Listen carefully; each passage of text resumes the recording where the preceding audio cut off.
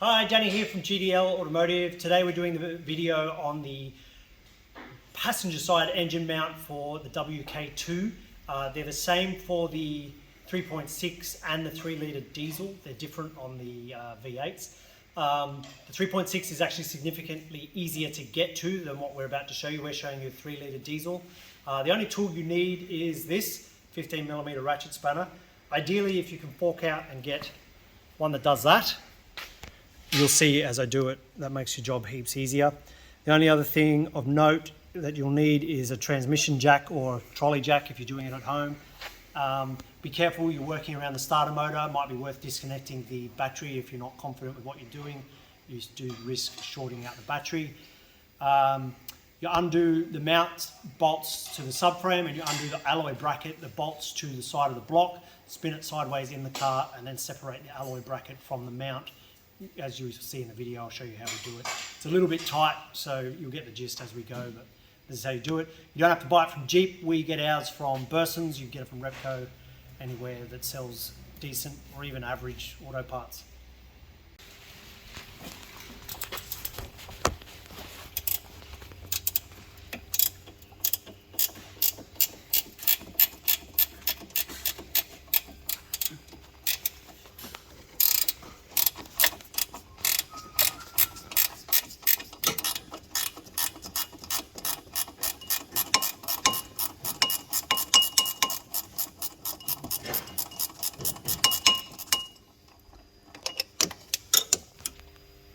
One.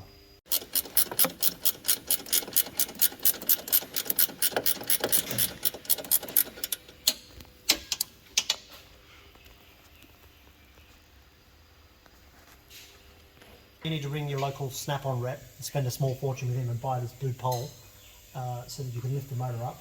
Put a piece of wood so you don't smash your alloy sump. And do the twist and shout. Let's see how we go.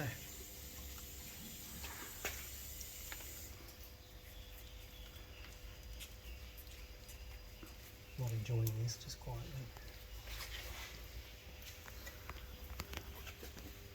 Except I need to keep that on there.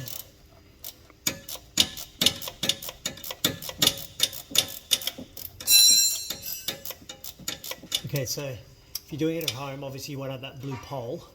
So jack the motor up so that you've got the weight. Just go a little bit, you don't have to go crazy. And then undo the 4 bolts that mount the alloy bracket to the side of the block.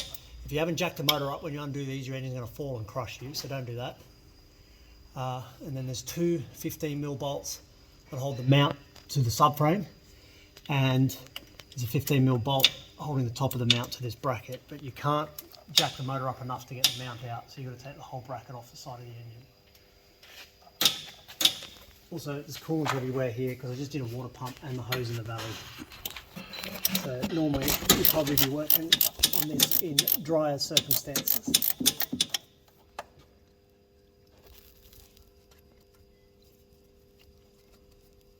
Oh man.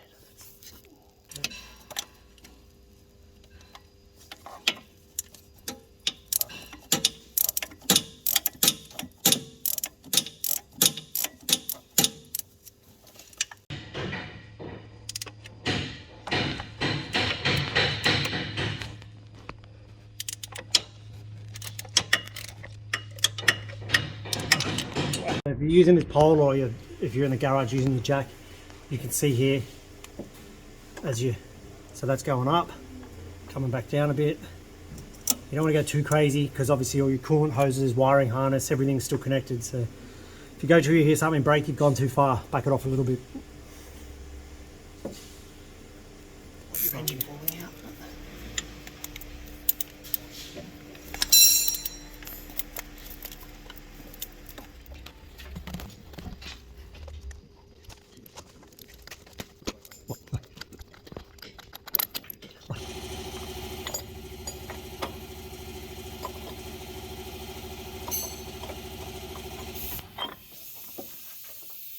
So leave your bracket in there.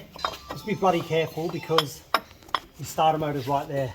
If you short your starter motor, well look, nothing's going to happen, but you'll scare the life out of yourself. Okay. Alright, so you don't want to remove the alloy bracket. You just want to remove your Haggis engine mount, which when these bust, they leak hydraulic fluid everywhere. This should... Ta-da!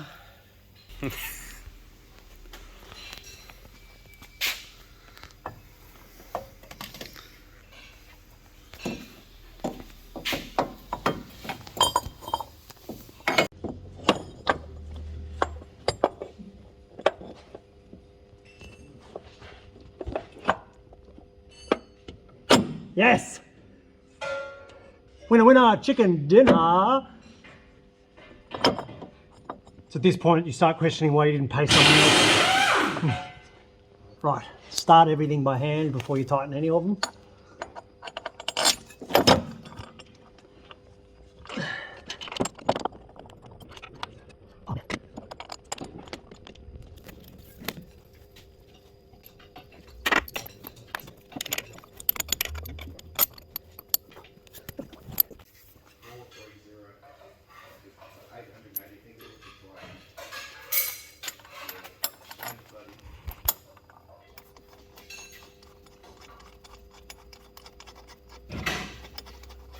Oh, I was hoping to cheat, it's not working.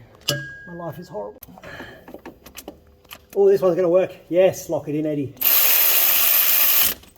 Very good. And this one, probably not. Alright, back to the ratchet spanner. Yeah, your job's hard.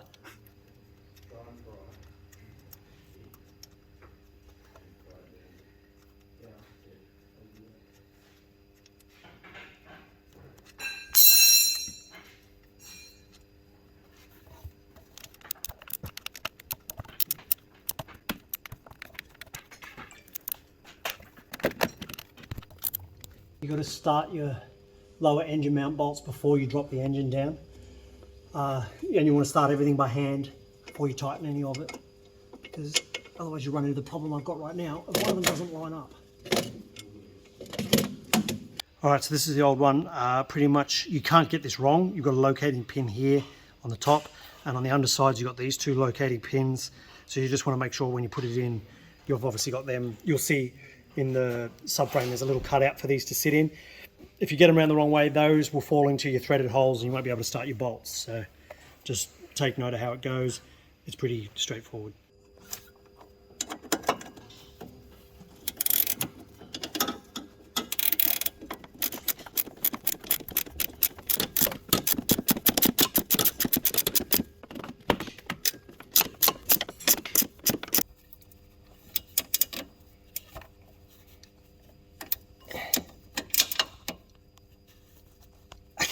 That's one.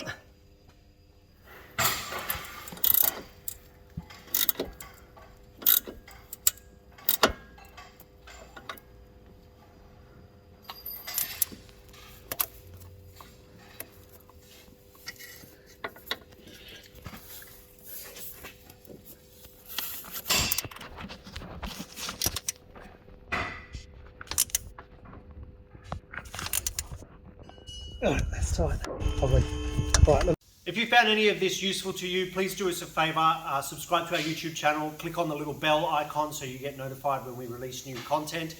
We've also released a new Facebook page called Jeep Motive. If you could like and follow that page, maybe even share it with fellow Jeep lovers, that would be greatly appreciated.